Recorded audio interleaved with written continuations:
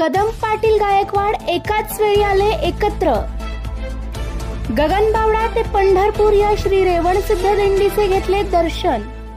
विट्याच्या छत्रपती शिवाजी महाराज चौकात ढोल ताशांच्या गजरात, फटाक्यांची आतिषबाजी, सर्वत्र काढलेली रांगोळी अशा भक्तिमय वातावरणात गगनबावडा ते पंढरपूर या श्री रेवणसिद्ध दिंडीचे विट्याच्या चौकात आगमन झाले। यावेळी चौकात मोठ्या संख्येने भाविक भक्त उपस्थित होते। यावेळी पालखीचे दर्शन घेण्यासाठी युवा नेते जितेश कदम, माजी नगराध्यक्ष वैभव पाटील व माजी नगरसेवक सुमित गायकवाड यांनी उपस्थिती दर्शवली। कदम पाटील गायकवाड एकाच वेळी एकत्र आल्यामुळे सर्वत्र चर्चा झाली। पालखी सोहळ्यात जितेश कदम, वैभव पाटील व सुमित गायकवाड यांनी एकत्रित दर्शन घेतले। या दिंडीचे विट्यातून पंढरपूरकडे प्रस्थान झाले।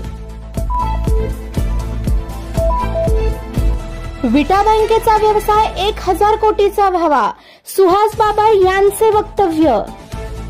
आज विटा येथे विटा मर्चंट कोऑपरेटिव्ह बँक लिमिटेड विटा यांच्या वतीने सेवक प्रशिक्षण शिबिरास उपस्थित राहून सुहास बाबर यांनी मार्गदर्शन केले। तसेच बँकेस ऑडिट वर्ग अ आणि रिझर्व्ह बँकेच्या निकषानुसार आर्थिक सुदृढ आणि व्यवस्थित व्यवस्थापित बँक दर्जा मिळाल्याबद्दल सर्व संचालक मंडळाचे व सेवक वर्गाचे अभिनंदन केले। या प्रसंगी निवृत्त कार्यकारी संचालक जी.बी. जोशी तसेच नवीन मुख्य कार्यकारी संचालक Praveen Babar, general manager Mandhale, assistant general manager Sneha Deshpande madam यांचा सत्कार करण्यात आला। यावेळी मार्गदर्शन करताना आमदार सुहास भैया बाबर यांनी विटा बँकेचा व्यवसाय 1000 कोटीचा होण्याचे उद्दिष्ट ठेवणे गरजेचे आहे। सध्या बँकिंग क्षेत्रामध्ये प्रचंड स्पर्धा आहे। ही बँक अनिल भाऊंची बँक अशी या संस्थेची ओळख आहे। यावर्षी संपूर्ण तोटा भरून सभासदांना लाभांश वाटप झाले पाहिजे अशी अपेक्षा व्यक्त केली। यावेळी बँकेचे चेअरमन व सर्व संचालक व सेवक वर्ग उपस्थित होता। सेवक वर्गाला प्रशिक्षण देण्यासाठी रिझर्व्ह बँकेतील सेवानिवृत्त अधिकारी अविनाश जोशी उपस्थित होते। लिंगायत समाजाच्या वतीने आमदार सुहास बाबर यांचा सत्कार।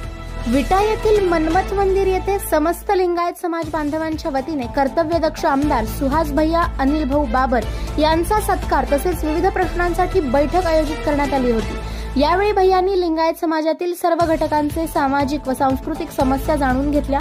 त्या समस्या येत्या काही दिवसात सोडवण्याची ग्वाही दिली। यावेळी समाजातील सर्व बांधव व महिला भगिनी मोठ्या संख्येने उपस्थित होत्या।